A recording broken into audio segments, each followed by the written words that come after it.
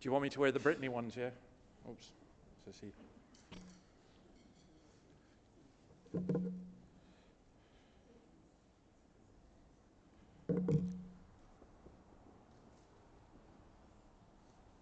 Okay, well, I'd like to welcome you. It's nice to see so many of you. We have been trying to entice you from over the road and finally succeeded. To the Scots, Kirk people, I want to meet our new assistant pastor, Jono. Now, honestly, I don't make this stuff up. I was cycling down the road today, down Fernley, and I listened to this guy called Sinclair Ferguson, and I was saying, Lord, give me something to help me. And this is exactly what happened. Sinclair said, this week, he does a series of 5-week meditations. We're going to talk about the Holy Spirit. He said, my first question, or my first statement is why every church should be Pentecostal. And I thought, well, isn't that amazing? So, this is Scots Kirk Pentecostal. And those of you, but I also want to point out to you, he was right, of course, because Pentecost is the birth of the church. And it's the church, not many churches, you know. So we are one church. That's extremely important to grasp.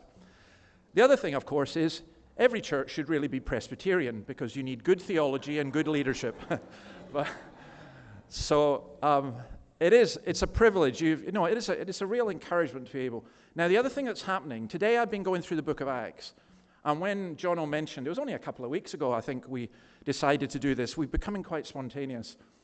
And when Jono mentioned this, I thought, well, we'll do something different. And then I realized the passage we were looking in Acts says a great deal about vision. And we were going to be looking at vision for the church and vision for this area. And I thought, no, let's stick with what we've got, because what better to do than share the vision that we share with our brothers and sisters across the road. So that's where we're at. That's what we're going to do. It's a little bit different as well. Those of you who are from Generation, it'll be different for you anyway, but this is different for everybody, because I'm not going to speak as long as I normally do, 2 hours. I'll half the time, but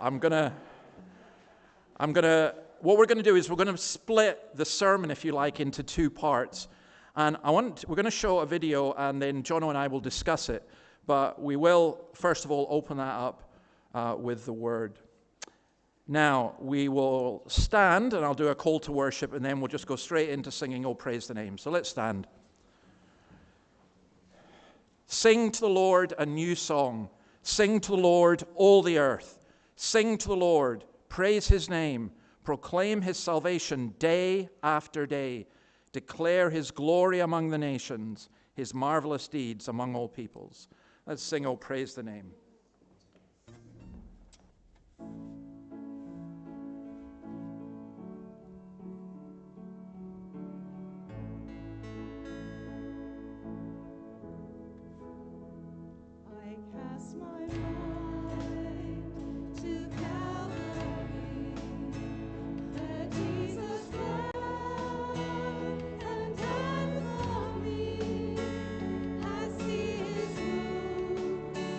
His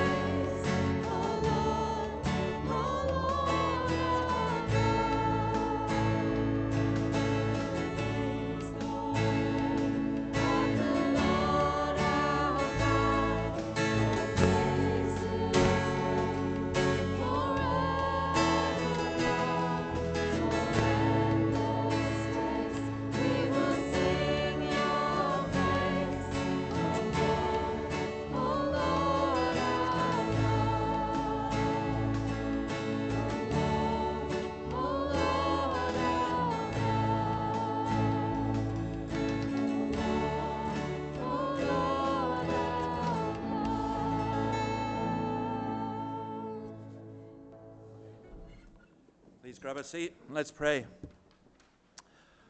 Lord, we long for you to return. We long for the blaze of light. We long, O Lord our God, as we long for the second coming, we also long for you to return to this nation, to this city, to the street that we are on. We long that people would glorify your name, that we would see a day coming when on both sides of this street people would be queuing to come and hear your word, to hear about you, to worship with your people. We bless you, Lord, that you have brought us together. Thank you for the opportunity to do this. We do not deserve it, we know that. And so we come to you, our God, and we confess our sin.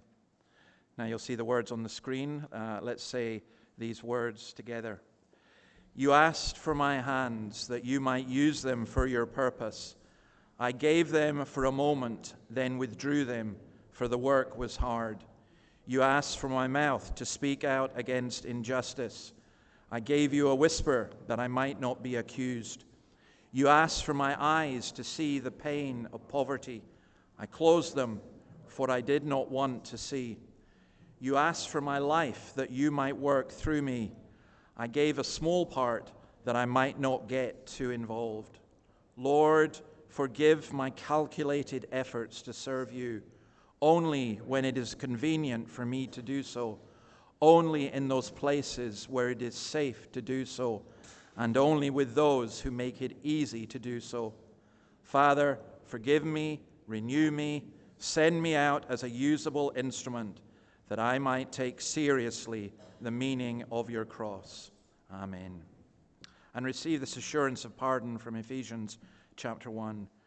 Praise be to the God and Father of our Lord Jesus Christ, who has blessed us in the heavenly realms with every spiritual blessing in Christ.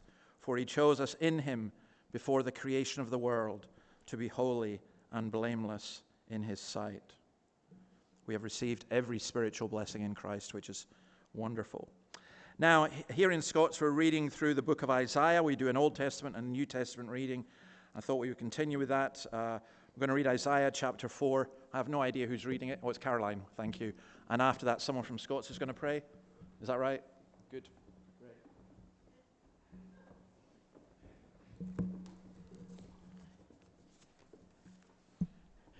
Good morning on this very chilly morning. Our Old Testament reading is Isaiah chapter 4 and may be found on page 666 of the Pew Bibles. In that day, 7 women will take hold of one man and say, "We will eat our own food and provide our own clothes. Only let us be called by your name. Take away our disgrace."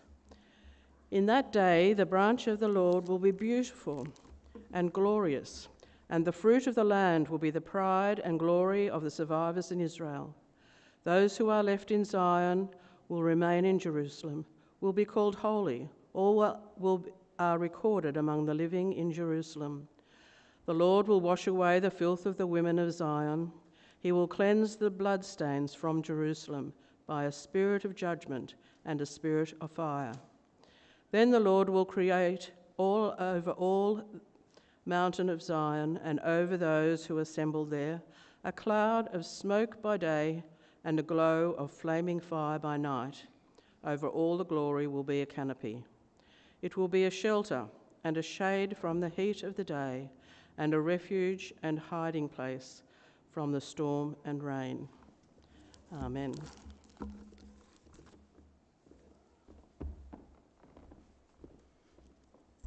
Let's pray. Father, we just thank you for the privilege and the opportunity for us to gather together in your name as your people. Father, we lift the name of Jesus this morning. Lord God, we exalt you. You are our sovereign Lord. And Father, this morning we yield ourselves into your presence. We ask that your Holy Spirit would be in our midst. Lord, that you'd open our hearts and our minds, Lord, our eyes and our ears to hear what you want to speak to us. Father, this morning we ask that your word would penetrate our hearts, Lord, and your Spirit would give us revelation and insight. Father, we just thank you for the blessing of unity. Father, your word says that you will bless where there is unity, Father God, as brothers and sisters dwell together in harmony together, Lord.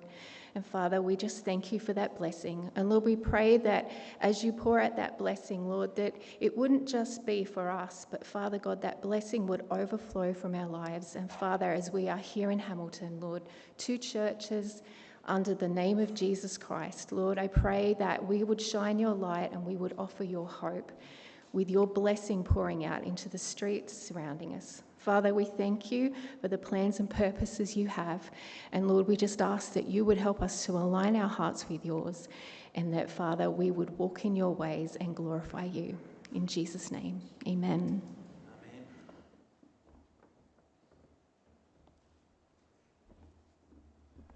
Okay, Noah and Esther, come on down the front. Any other child who's not through in the hall, welcome to come down as well. Let's get you a seat here. I'll just shift this. Come and have a seat there. Okay. How are you guys? We've got a lot of new people in here today. What have you got? You've got books. Can you read? Yeah. Oh, that's great. I'm glad that you can read. What do you mean she can't read? She wouldn't tell me a lie, would she? Now, I'm saying to the grown-ups, that's what is effective calling. This is in the catechism, and so I'm going to talk to you about what it is, and that is, how do we know that things are true, and how God works in our lives? So when we do this, when I put my hands together like that, what am I doing? Praying. Who am I praying to? To God, yeah. So, and God is the Father and the Son and the Holy Spirit. Very good. Now, this is a question. Now, most of the people here from across the road, I think, could answer this. Hope we can as well. Who is the Holy Spirit? What does he do? We've been trying to learn about this. So, let's think about it this way. When we pray and we ask God to help us, how does he help us? Does Jesus come down and help us? No, because where's Jesus just now? He's in heaven, and he's seated on a throne, and he rules, but he sends the Spirit, and he sends the Spirit into us, into our hearts. And what that does is, it means that when we hear the Bible, it's not just like hearing a book, it's God speaking to us, because his Spirit works in us. And here's the thing. Thank you for nodding your head. I'm glad you understand it. Good for you. Here's an amazing thing. How old are you, Noah? 6. And how old are you? How old are you? Boots. No, you can. Yeah, yeah. I love your boots. But how old are you? 2. Yeah. Now, that's not too young for God's Spirit to fill you, because we read in the Bible of 2 people, Jeremiah and John the Baptist, who had God's Spirit fill them when they were in their mummy's tummy, which is amazing. I don't think they even knew what was happening. So, do you know, when we pray for you, we always pray that God would help you by his Spirit, and he would protect you and keep you. And that's a wonderful and beautiful thing. So, guys, as usual, I will give you one of these, but let me pray for you first, okay? Lord, thank you for Esther and for Noah. Thank you for all the children, for those who are through in the hall. And we pray that your Spirit would be upon them even from their earliest days, and that you would keep them, draw them to you, protect them, and may they grow up to be men and women of God. For we ask it in your name. Amen. Okay, guys, there you go. You know the usual. You can color it, give it to Kathy at the end. There you go. Now, we're also been reading from the Gospel of Luke, and I think someone from Generation is going to come and read Luke 20, 41 to 47. Is that correct?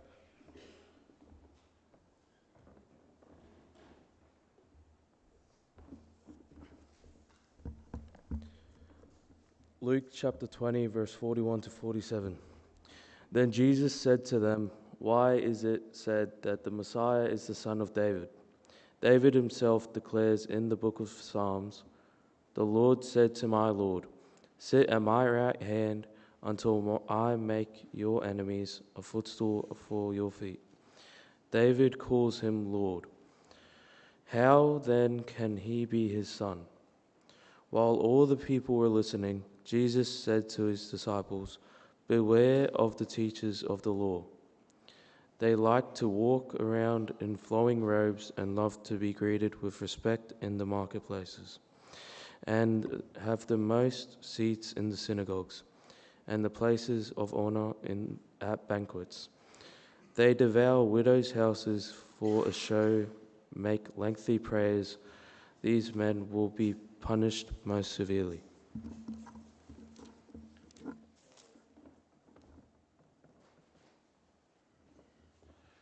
Now, before we turn to God's Word, we're going to sing from it. You'll notice in the two passages we read, the first one, it just struck me as we were reading it from Isaiah, that it says the glory of God would be our protection. And in fact, uses the word canopy, which is just absolutely lovely. And then you'll notice in this passage, it warns us about turning away from God. Even if people are religious teachers, if they turn us away from Christ, we should have nothing to do with them. So we're going to ask the Lord to speak to us, and we're going to sing what is in effect a prayer. Speak, O Lord. So let's stand and sing this. If you don't, I should have said earlier, I forgot all of this. If you need toilets, they're through outside there. And if you need to go out at all, I think it's probably best to go out that door. But let's stand and sing, Speak, O Lord.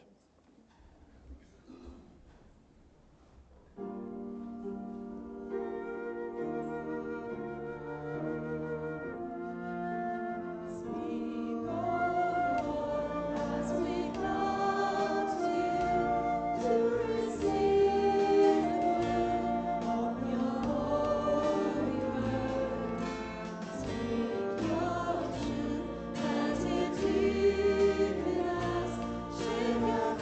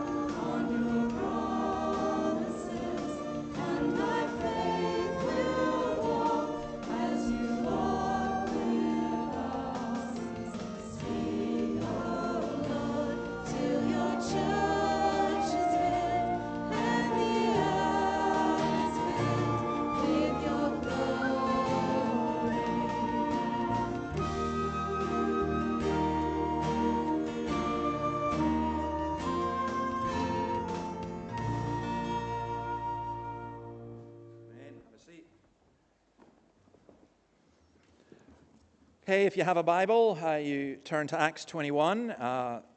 It'll be up on the screen as well if you don't. We speak, O Lord, that's what we ask God to do and God to speak to us. Look, can I just say something that it's a little bit frustrating for me to sometimes. This is God's word. And I'm utterly astounded when I hear Christians complain that God speaks too much. Now, they don't say God speaks too much, they say you speak too much. But here's the thing, this is God's word. And can you imagine? Imagine you're a young man and you've got a girlfriend and you're away from each other. You know, one of you's away in that far-off land called Western Australia, and you promise. You say to your girlfriend, right, sure, we're going to catch up on Friday night, and let's phone and have a chat. So you phone, and then you answer, you say, you got 10 minutes, because I got other things to do. 10 minutes should be enough. I think that a lot of us, like Christians, are a little bit like that. All right, speak to us from your word. We know it's your word. It's very, very good. We really like it. Fine. But we've got other things to do that are more important. I cannot think of anything more important than hearing what God has to say to us. And he speaks to us through his word, and that's what we're going to look at here. So, first thing we notice in verse 17 of Acts 21.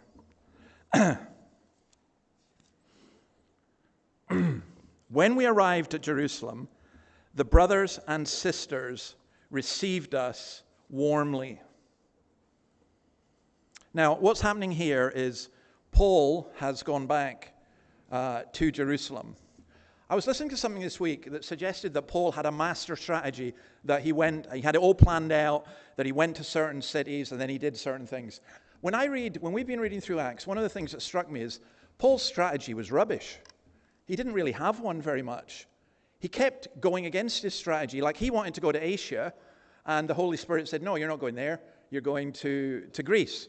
And then he's in Greece and he wants to go to Spain, but he decides, I'm going to go back to Jerusalem because he's got a collection for the poor. And people are saying to me, you're crazy. In fact, prophets warned him, don't go because you'll end up being killed. And you're meant to be the apostle to the Gentiles. And why are you going back to Jerusalem? But he did. And he was taking a collection for the poor in the church in the city. Again, one of the priorities, John and I will talk about this a little bit later, but one of the priorities for the church is concern for the poor. In fact, Paul testifies in Galatians chapter 2 that when he went to visit Peter and James, all that they were concerned was that he would remember the poor. And he did. This is him fulfilling that. This is him being so concerned for the poor that he was prepared to go back. And this was a very, very special offering. This was an offering from churches in Greece and in Turkey for people they didn't know in Jerusalem, Jews in Jerusalem, and it would bring such unity. It took several years, by the way, for Paul to get this offering to them. Paul was so determined to do this that he was prepared to die. And again, I just think about the context of our own situation. So often we give, don't we, because we want to get back. Who do you invite for a meal? People who can invite you back. Who do we give money to? Who do we support? People who can give us something back. But you know you are really growing as a church when you give expecting nothing back and you don't even get the praise for it. That's real growth. And that's what was happening here. But notice, when we arrived at Jerusalem, the brothers and sisters received us warmly. It's a cold day today. I hope you were warmly received at the door. I love your greeters at Generation Church. You know who you are, because every time you stand there and you wave at me and shout, come on over here. No. And Jono comes and tries to entice me with a coffee. And do you know, but it's lovely to be warmly greeted at a church, even if you're feeling really, really cold. And there was a warmth. And I'll tell you this, one of the greatest witnesses you will ever get is when Christians treat one another as brothers and sisters. By this all men will know that you are my disciples, if you have love for one another. The converse of that is, one of the worst witnesses you will ever get is when Christians fight with one another and compete with one another. So you were greeted warmly when you came to the door. Now, actually, I was going to say I'm not a hugger, but I am a hugger. But apparently you're not allowed to do that nowadays. So when you were coming in, we gave you the equivalent of a hug. And you are all warmly, warmly welcome. They were received warmly. That was a very important aspect of it. And then we read this. The next day, Paul and the rest of us went to see James, and all the elders were present. Paul greeted them and reported in detail what God had done among the Gentiles through his ministry. Now, we are going to show you a video later, and I debated whether to show it. To be honest, it was my wife who suggested that we should. I debated because my face features on it, and I hate being on film. As I've said many times, when I don't have to look at myself, I can believe I'm Brad Pitt. But you people have to look at me. And I hate that. And also it does, when you do something like that, it does appear like kind of self-aggrandizement. But it's not, because what Paul is doing here is he's reporting what God did among the Gentiles through his ministry. And that's what we do. We glorify what God did. That's the important thing. And that really is so crucial. There was the growth of the church in Ephesus, in Corinth, in Philippi, and in Thessalonica. And in none of it is Paul saying, I was great, I did this, it was brilliant. He's talking about what God did. And let's say we're still around in 5 years' time, and we're standing up and saying, this is what we did, this is what happened, then we failed. But if we are able to testify, this is what God did, and it is marvelous in our eyes, then that is what we long for. And in return, they reported what God had done in Jerusalem. Verses 20 to 21, when they heard this, they praised God. Then they said to Paul, you see, brother, how many thousands of Jews have believed, and all of them are zealous for the law. They have been informed that you teach all the Jews who live among the Gentiles to turn away from Moses, telling them not to circumcise their children or live according to our customs. Now, I won't go into detail about this. Some of you were at a conference here yesterday. Some of the women were at the Equip conference. And all that I've heard about that has been absolutely marvelous. Somebody said to me today, coming in, it's the best thing they'd ever been at. And going through the book of Revelation, and we were talking about different kinds of millennialism and things like that. I'm not going to do that just now, don't worry. We can have a discussion about that sometime. But one of the things I think is really important, I really do believe this. I believe that when God blesses the Jewish people, we really benefit. And here, there are thousands of Jews who believed. Thousands. I think that it's a wonderful blessing when you see Jews coming to know Christ. In fact, one of the first things that I experienced back in Dundee was being asked to do a baptism of a Jewish girl who had come to Dundee as a student and had been converted. And it was wonderful to do that in a church of a man called Robert Murray McShane, who went to Israel in the 19th century and set up something called Christian Witness to Israel. And out of that came the Balfour Declaration, and out of that came the current state of Israel. Just really quite remarkable. The same people, the Clapham sect who fought against slavery, fought also for the Jewish people. I think that's relevant in today's culture and in today's Australia, where if you are a Jew, you are under more threat than any other race, which is really awful. And we do pray for the peace of Israel, as we pray for Palestinians and others as well. But here, Paul is... It's a very interesting thing, because when James is saying this, things aren't always rosy in the church. Things aren't always perfect in the church. And there was a little bit of a problem here. There was a deep suspicion about what Paul had been doing. Word had got round that he was teaching the people to neglect Moses.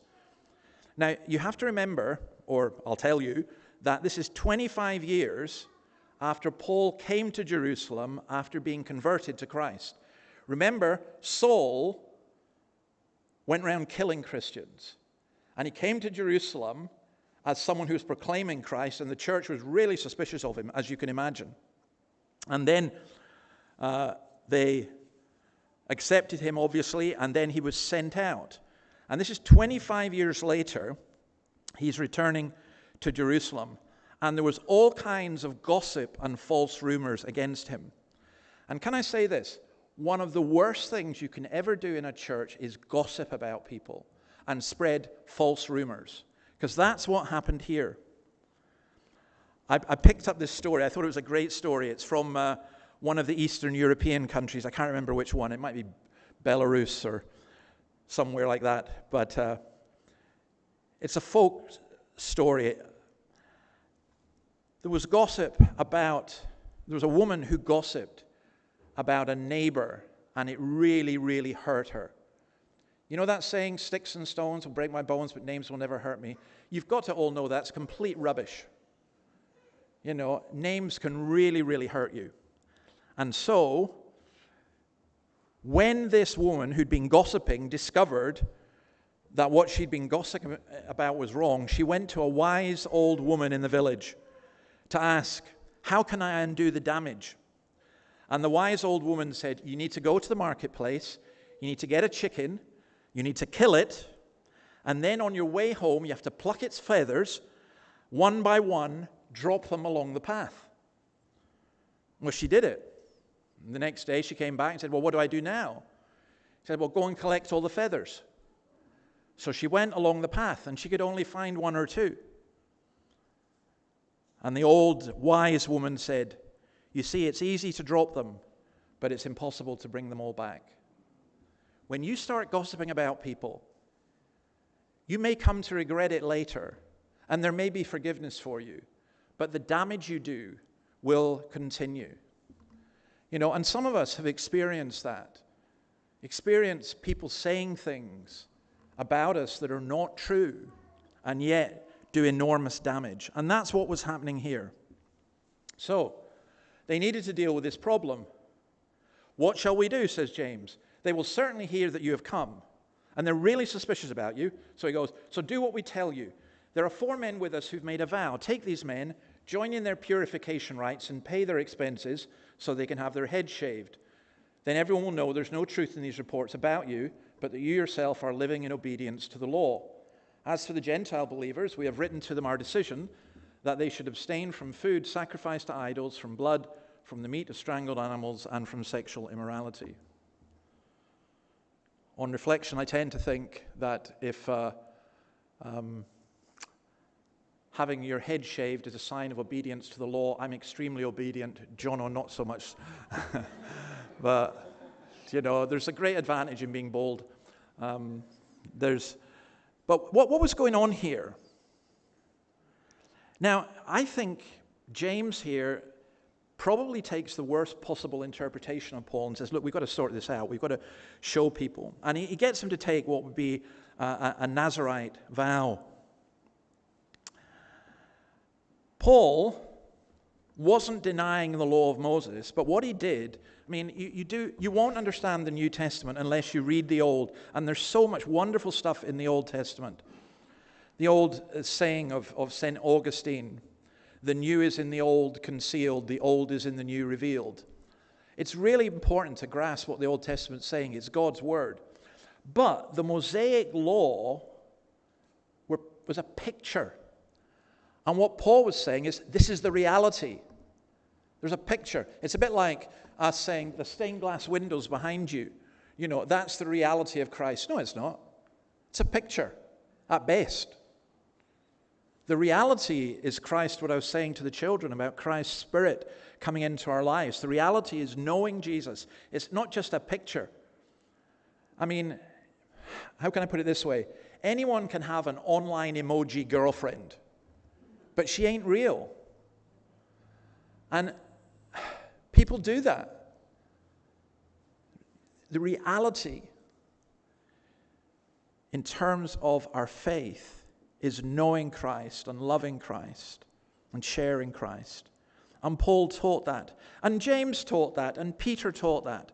But there was still this confusion that went on. Remember, it's really, really hard if you've been brought up in a religion and you find that the religion, you have to change things as you go on. So there was a compromise. This is what Paul did. The next day, Paul took the men and purified himself along with them. Then he went to the temple to give notice of the date when the days of purification would end and the offering would be made for them. Now, here's a really interesting question for you to try and answer. Did Paul do what was right? Paul was a sinner. He did things that were wrong. The Bible doesn't record everything Paul did as being right. And this is an open question on this issue. Did he compromise? Did he go into the temple and go through the purification rites that he'd written to the Colossians and to others not to do? To the Galatians, he said, if you go ahead and be circumcised, you might as well just have the whole lot cut off. I mean, that's what he says. He was so forthright and brutal about it. So is this him being contradictory? And some people think that. Some people will argue that, and some people say that this is how Acts to them kind of peters out. I don't think it does. And I think what he was doing here is something that we can learn really, really important lessons from. So there's a difference between things that are essential and things, in Greek it's called adiaphora, things that are indifferent. So let me give you an example. With all due respect to Jono, as much as I like him, if he said that Jesus wasn't raised from the dead, I don't want anything to do with him. You know, there are people who I like and who I know, and they deny that the Bible is the Word of God. Sorry, we can't cooperate.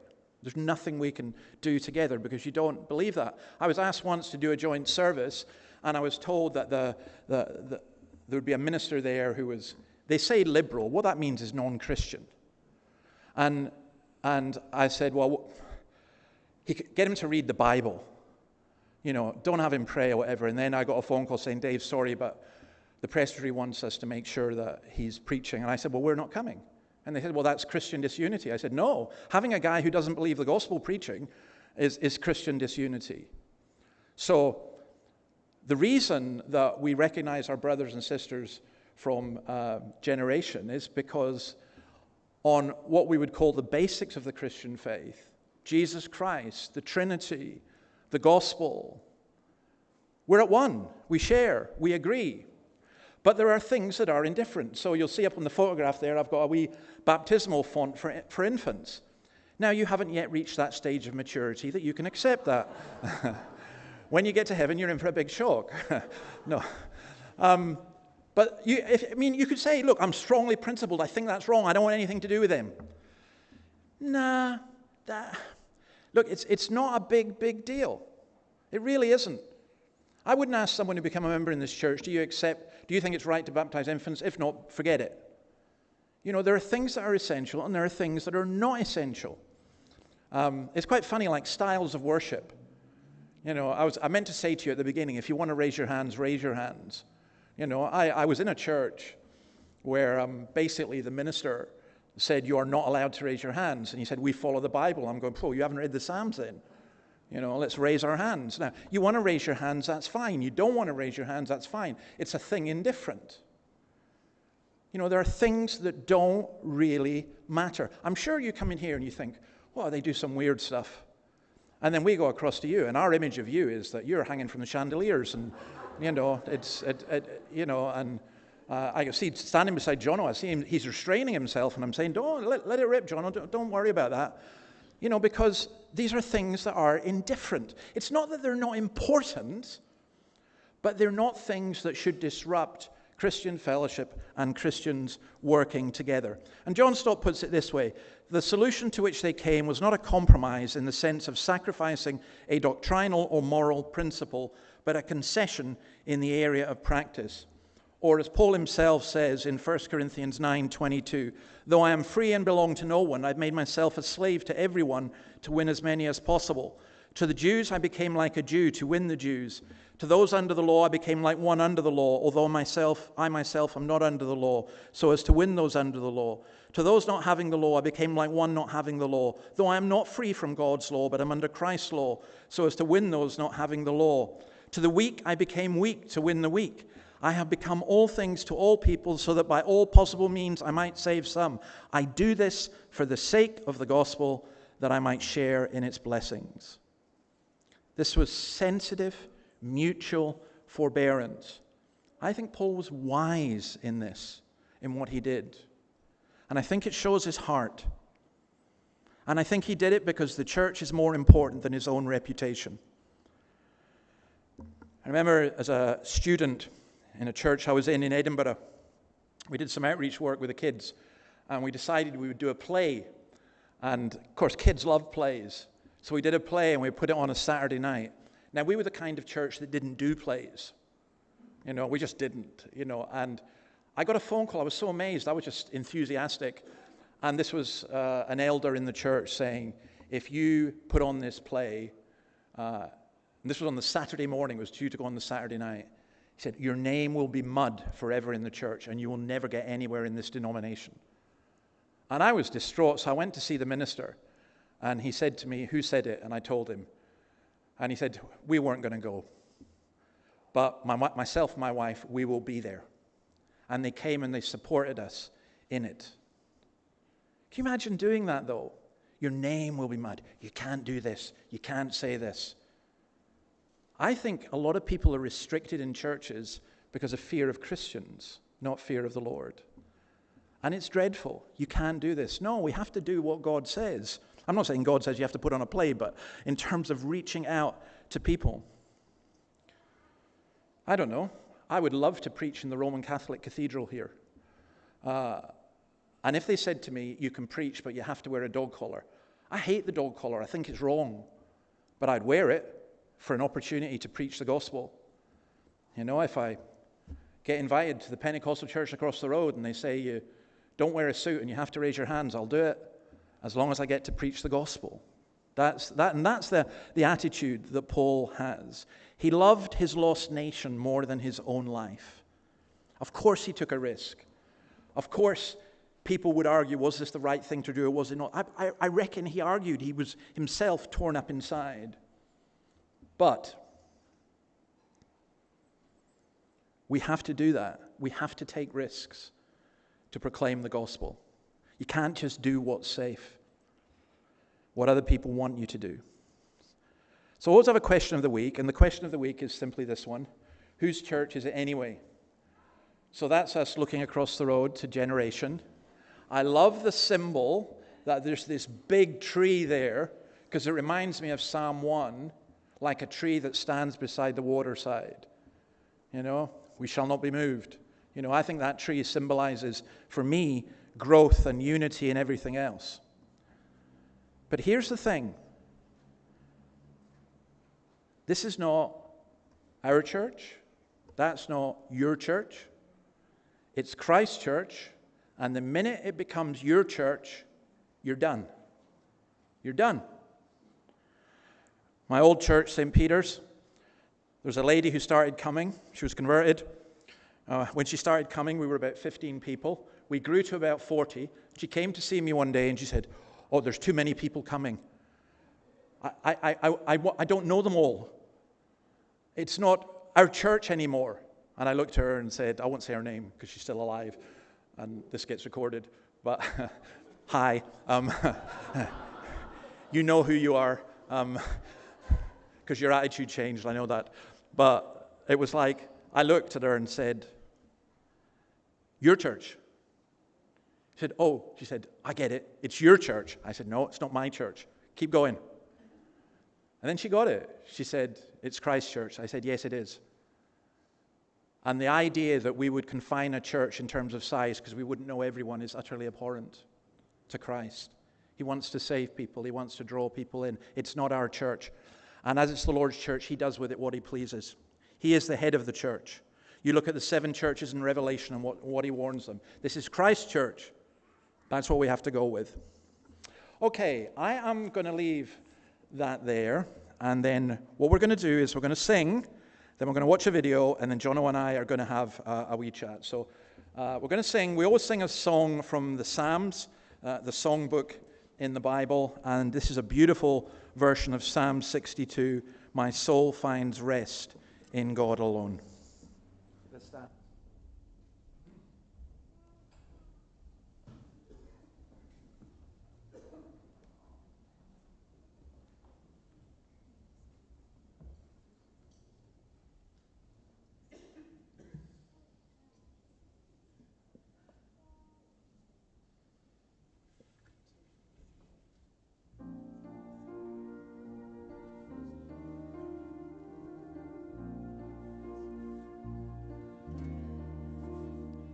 My soul finds rest in God alone, my rock and my salvation, a fortress strong against my foes, and I will not be shaken.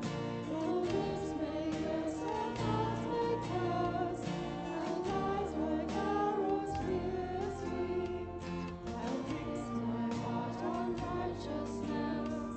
I'll look to Him who hears me. Oh, praise Him, hallelujah, my delight and my reward. Everlasting, never failing, my Redeemer, my God.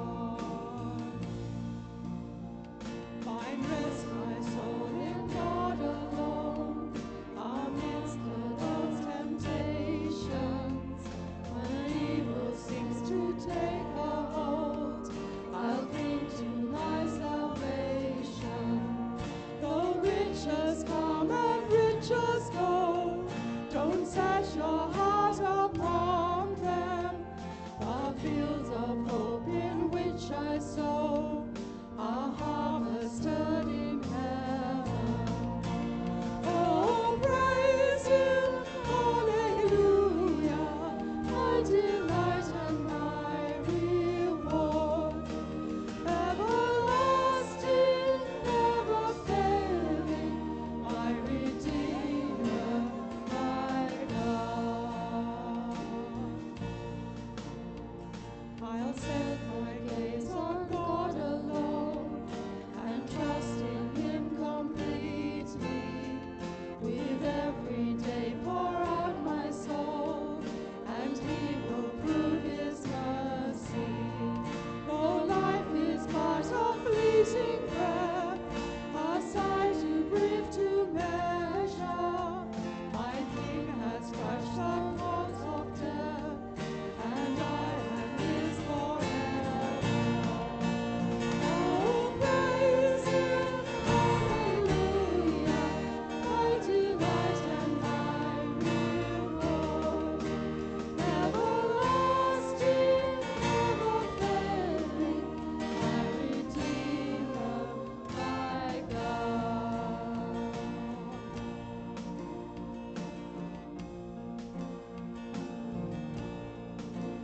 Oh, praise Him, hallelujah, hallelujah. Oh, praise Him, hallelujah, hallelujah. Oh, praise Him, hallelujah, hallelujah. Oh, praise Him, hallelujah, my delight and my reward. Everlasting, never failing, my Redeemer, my God. Oh, praise Him, hallelujah, my delight and my reward. Everlasting, never failing, my Redeemer,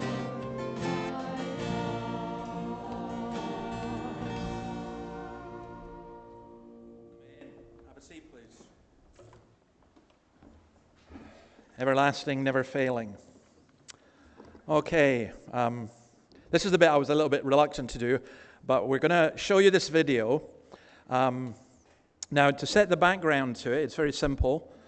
When we came to Newcastle, myself and Annabelle, 18 months ago, I remember my daughter saying to us, "Oh, thank goodness, you're not North Shore people, you're Newey people." And I kind of understood, because we came from a city, Dundee, which was a post-industrial city that had turned away from the gospel as well, a great deal of poverty, crime, and everything else, to a church that was, when I say this is the truth, there were 7 people when we went there in a building that could see 1,000. And what can you do?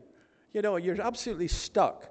And if you think, those of you who are from Generation, you think our praise is pretty sedate and quiet, you should have come to us in St. Peter's, because we were a cappella, psalms only, you know, and the building was falling in and everything. But God did something marvelous in that place. It took a long time. We were there for 27 years. It took a long time. In eternity, it's a drop. But God really did. So I thought, just as Paul reported to the church in Jerusalem, I want to report this to you because I think it gives a vision for a church in a post-industrial situation in the 21st century. And then just go through this and think about parallels and so on. And then John and I will just take a couple of minutes to reflect on where we're at with our 2 churches. So hopefully this will work.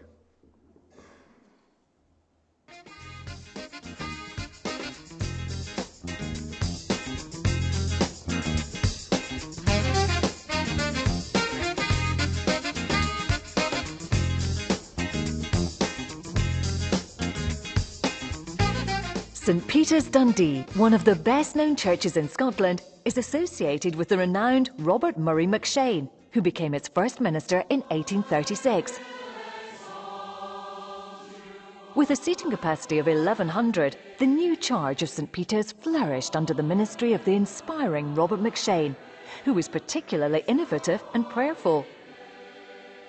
In Robert McShane's time, Dundee, in common with many industrial cities, was beset with social and economic problems.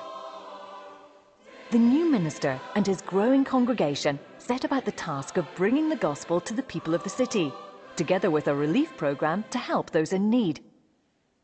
Their efforts were met with outstanding results, and many hundreds responded to the message of the gospel, accumulating in a deep revival and renewal from 1839 to 1843.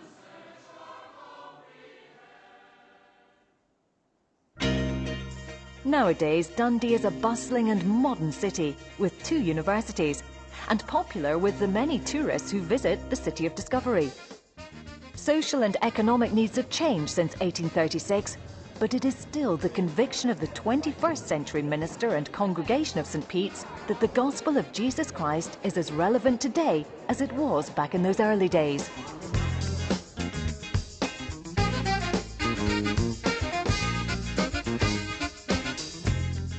Over the years, the numbers attending St. Peter's declined dramatically, and Dundee, like many cities, has experienced its share of the social problems associated with modern life.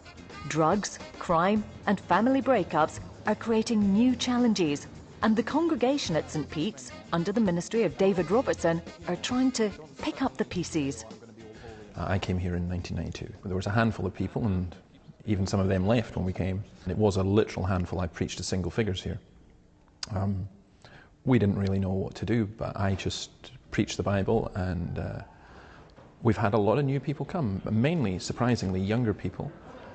Nowadays, in the mornings we get around up to 150, and we have an evening service as well. So it's been very, very encouraging. Great to see the church resurrected, if you like. St. Pete's is growing steadily, attracting many young people and students who bring a fresh and positive dimension to worship services.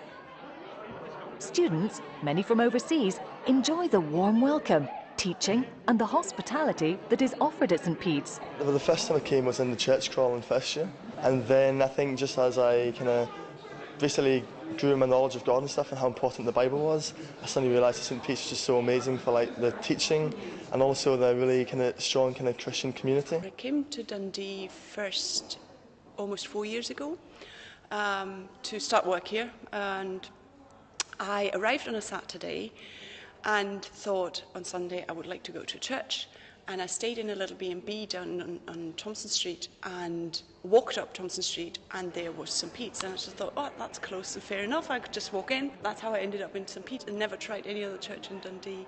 It really appeals to me personally, to my personal style and attitude. Initially, I wanted my children to experience Christianity, so I started coming to St. Peter's, but I have to say I've really enjoyed it. It's been an incredible experience. For me, again, awakening my belief in God, awakening my relationship with Jesus Christ has been an amazing thing. I've also been involved in the fellowship groups, which are an amazing opportunity to learn about Christ, because they're in a person's home. You get to know fellow church members and build up a relationship with them and get guidance, friendship. It's a wonderful thing. We were really looking for a church where we would be well taught and challenged, pushed out of our comfort zone, not just able to sit and comfortably enjoy the church experience, but actually being taught from God's word and pushed out to actually live it. We have a very straightforward philosophy that preaching of the word and the communication of the word in various forms, Bible studies and things like that, is central. From that stems a whole range of different things. We have a children's work, Sunday school, youth club. The Chinese Christian Fellowship meets through in our hall. We have International Cafe, which we share with other churches, but it's based here.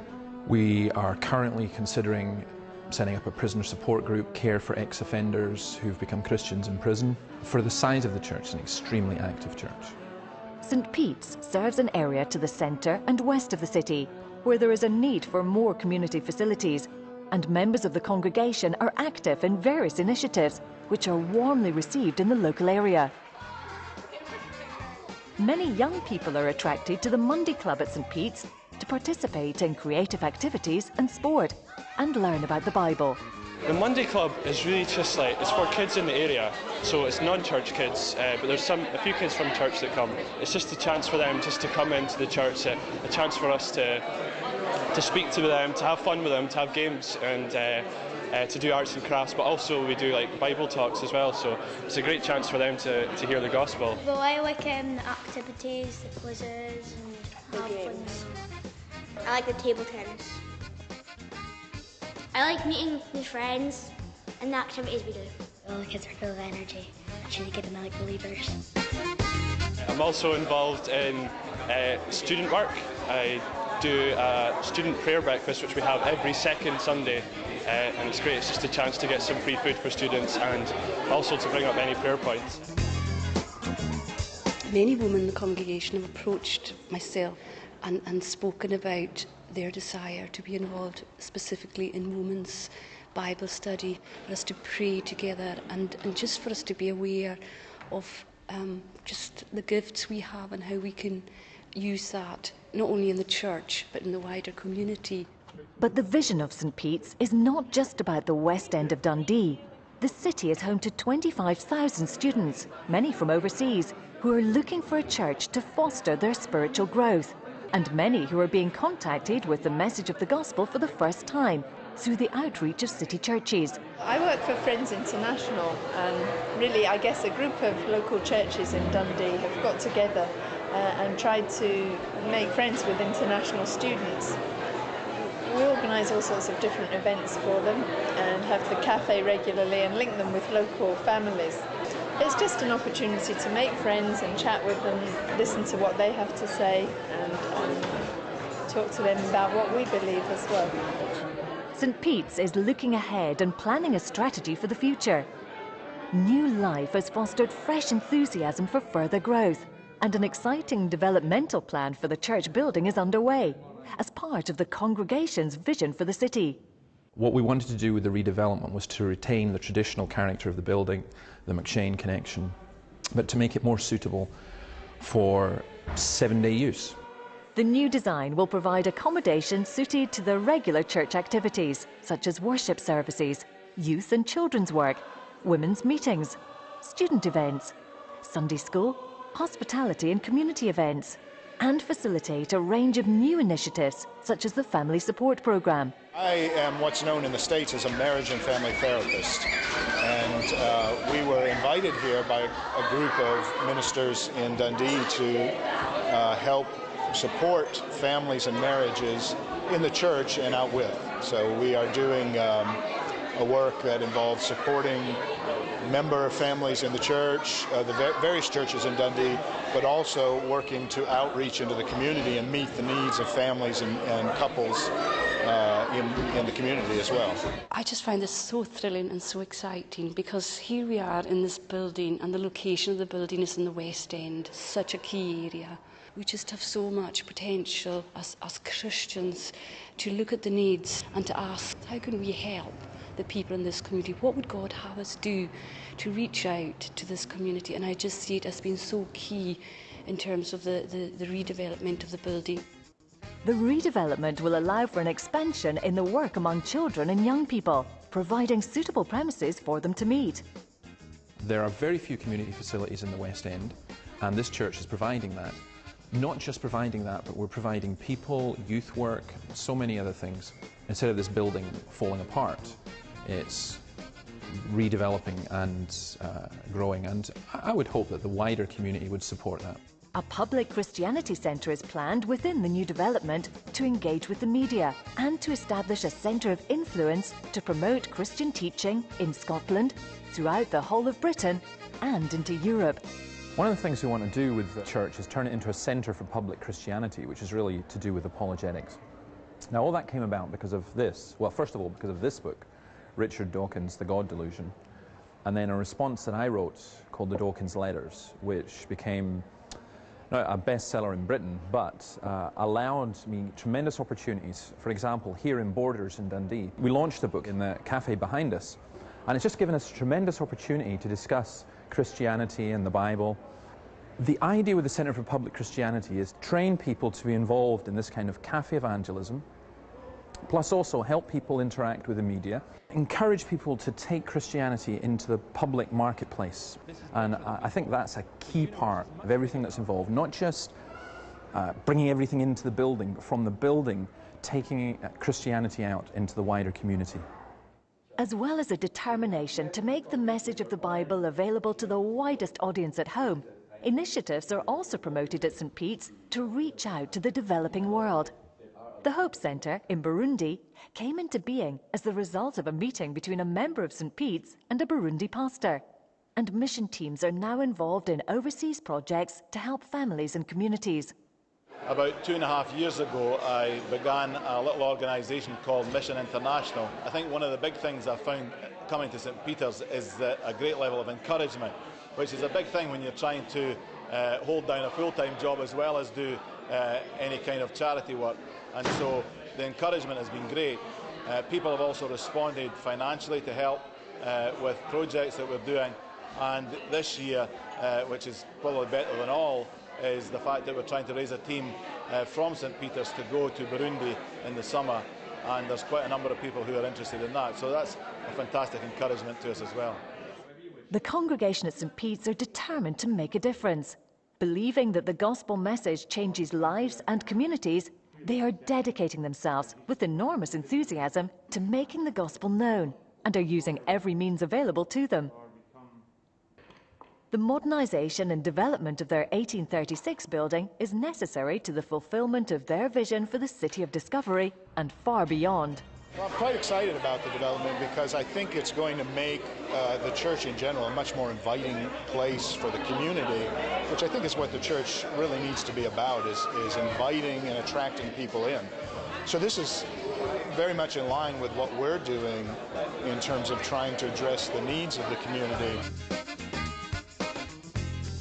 Well, my primary concern, I guess, is for the students here within Dundee, and I would love to see the students who are able to live for Jesus and speak for him and actually know him. And so a contemporary preaching that actually connects culture with the Bible and an environment where they can learn and grow would be ideal. And I would love to see St. Peter's being that kind of training ground for students, for them as they go on into whatever they do, all walks of life. I think the development will really, honestly, help the youth work especially. We have more resources, more facilities. Looking at the plans, it's going to look a lot more welcoming and a lot more open. That'll be really good just for the community round about, so I think it will really help boost the youth work. It'll be good. The significance of what we do here is this is not just about preserving a memorial of a great time, 150 years ago.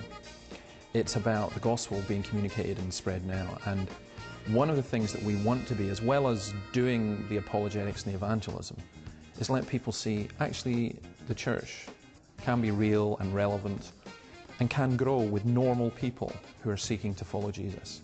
That's why I think what we're doing here is of great significance and hopefully of great encouragement to the wider church. And that's the new building after it was done. Basically, God did it.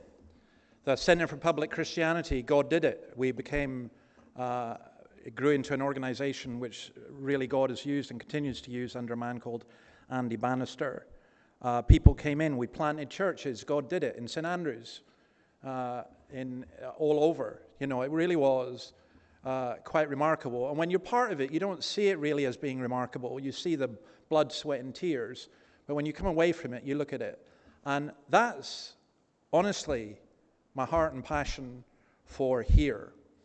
By the way, the music, those of you who've got musical taste will know that it was the Average White Band. The song is Pick Up the Pieces. The Average White Band were a funk band, but they were white guys from Dundee. They were the best black funk band in the world in the 1970s. So God can do amazing things, even with white guys playing music. Jono, I'm going to ask you to come up, and I'll let you use this mic. Now, I'll start you off with a very simple question, and I've said to Jono that he's only allowed half an hour per answer. I thought it was a little bit longer. Yeah, no. What did you take from that video? What's your reaction? You can be honest. Yeah, I love the heart of it, and I think even as it started off, just the heart for the community, heart for the down and out, and for those, and just I guess the relevance to where we are as a city, to where that city, and we've gone through major transitions as a city, from real industrial. You can see how it's been a real industrial place to you can see the changing of the industrial. You can see the industrial landscape changing phenomenally over the last 25 years in particular. Yeah. But you also see the byproduct of brokenness as well, of when society starts to break down, and the levels of brokenness on the streets, and the breakdowns in family. And so one of the things that stood out for me was at the beginning was the reaching of the brokenness, and those less fortunate, but also all aspects of society. It's interesting because at the beginning, it's talking about McShane in the 1830s and 40s, and he was facing the brokenness of society, you know, the poverty, alcohol addiction, and so on. And it's ever thus, you know, we've had to face these things. So if I asked you what's your vision for Generation Church, what are you trying to do? What are you up to? So for us, has been really simplifying things, has been bringing it back to what God or Jesus instructed us was to go and make disciples, but to love God and love people. Mm-hmm. And that opens up the avenue to touch so many people, because it doesn't put us just into one little segment. It actually opens up to says, what does it mean to love God? Mm-hmm. And then what does it mean to show God's love to those that are around us? And on the back of that is, you know, Jesus gave one commandment. He says, by this, all men will know that you are my disciples, is our love, our connection together, how we treat people, how we view people. And that speaks into volumes to, once that starts to become a reality, where families come together, where friendships come together, where fighting starts to dissipate, and then church can overspill to the community, because it's somewhere that actually they love each other. So, I mean, unity within a church is really essential. You and I both know that nothing destroys our ministry more than infighting. But unity between churches is also important, and not just paper unity, you know, but something in reality. How did we get connected?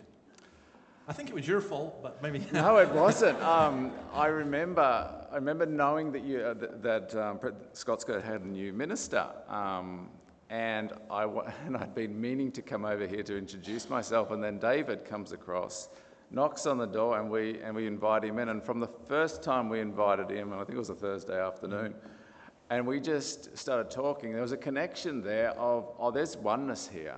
There's someone, this is what I heard. I heard someone who believed the Bible, who was prepared to preach the gospel, and who wanted to see lives transformed and changed. Now, that was my first impression of you, and I thought, you've got something to give to this city. And even just the fact that you reached out, and that conversation in that one afternoon that we had, and I think you'd met some of our team previously, but this is the first time that I met you. But it was that, in that one conversation, I went, God's going to use you in this place, as in the city of Newcastle, within this church, to bring encouragement. I walked away from that, just that conversation, greatly encouraged, knowing that here's someone that will stand and speak up for truth in a way that will bring others in and bring walls down. So that's how it started.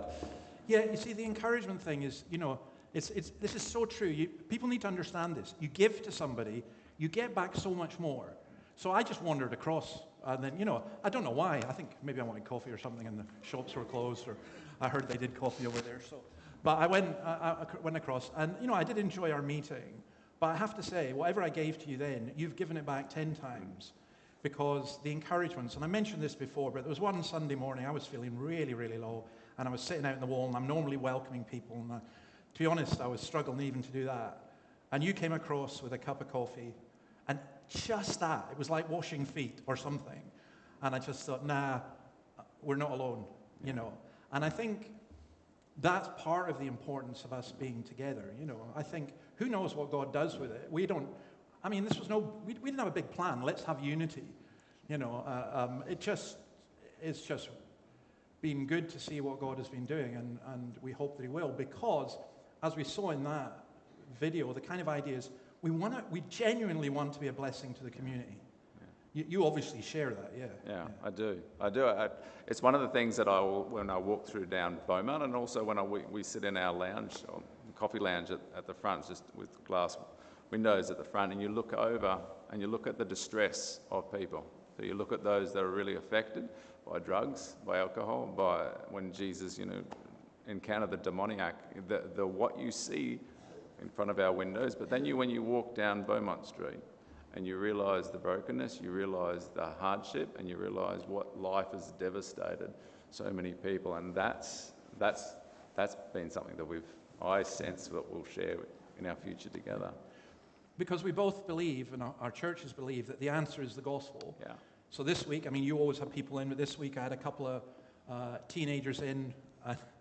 They're the kind of kids who spend less time in school than they do in, because they've been expelled so often. And I listened to them, I listened to their stories, and I just thought, man, what they're being offered is nothing. They're badly behaved at school, so they get expelled from school. Well, how does that help? They're being offered drugs, they're being told they have various diseases. They're basically being offered, find your authentic inner self and, have sex. And I just thought, this world has got nothing to offer them. What we have to offer them, they were like, oh yeah, but I'm going to send them over to you first, and then when they're converted, they'll come here and learn the way of God more perfectly. But, because you have a really good youth work, don't you, on a Friday night? We do. Yeah. And that is important. You saw in the video we did youth work and kids work. We just tried lots of different things. Some things didn't work. Ballroom dancing for Jesus, that worked actually. That was a thing, actually. Jacques will tell you about it later. Don't worry. Give you one more thing to say. You say whatever you want, okay? For me, has been getting to know you, but also the willingness for us to come together has been massive. Yeah. And because it's you can talk about unity, you can talk about churches coming together, but when the rubber hits the road, what actually happens? And for us, this is our second time. I wasn't here. Both Kiri and I were away for a wedding, a family wedding, and for me, it was a massive step to entrust our church to come over. But it sets the framework for unity for us to work together and for us to allow the walls to come down for the church to be one. Not a title over the church or denomination, but the church to be one and under Christ's lordship. And when that happens, the blessing on the city, the blessing on each church, but the overflow will be the blessing into this city. And that's what I'm excited about. Me too. Yeah.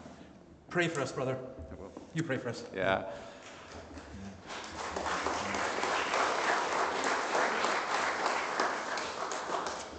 And just before I say that, Psalm 150 says to 15 says, "To him goes all the glory." Exactly. To him goes all the glory. Yeah. Father, I want to say thank you for gathering us under the lordship of Christ. Lord, we are so grateful for the two churches coming together under your lordship, where things in the natural seem to come. There are left field things that come like loss of power. And Father, I thank you that those things force us into different ways of doing things, to seek you and then go, God, what do you want to do? And Father, I thank you for the unity that's over both of our churches. I pray a blessing over Scots, Kirk. God, I pray that over David, but also over the church, there will be a real blessing and favour of God resting upon the church, upon souls saved, but also for the community, for the overflow of your love to flow out of this church, Lord God. And I pray for a oneness for both of our churches, that we would be one as you prayed. And Lord, you prayed that we would be one. And so, Father, with that oneness, I pray that the overflow of blessing would be upon both our gatherings, both our different gathering points, but the overflow would reach into this suburb, but then cascade into our city and beyond. And so, Father, take the limitations off our eyes to see what is possible, so that we can be a blessing, and that you get all the honour, you get all the glory, and that you get all the praise in Jesus' mighty name. Amen. Amen. Amen. Jonah, do you any notices for your own church? They will go out on email, so I won't. They all go out on email. Yeah. So do ours, but our folks don't read emails. No. No, the only one I want to say is tonight. That was only part one. We're going to have part two. Okay. Part two, we're going to talk about the debt that we owe this city. We're going through Romans. We do it just like a Bible study through there, discussion round tables. And if you look at Romans 1:15 to 17, it's what we call the debt of the gospel. And you're very welcome if you're. I know that you don't have evening services, so get into the habit. That's one of the things we're going to teach you. But you're very welcome to come along if you want. It'll be through in the hall for those of you who normally come as well. We are going to finish by singing together. Oh yeah, there's a men's breakfast. I forgot. It says here. I better just check if I do have any other notices I'm supposed to do. There is a men's breakfast this coming Saturday, Terry.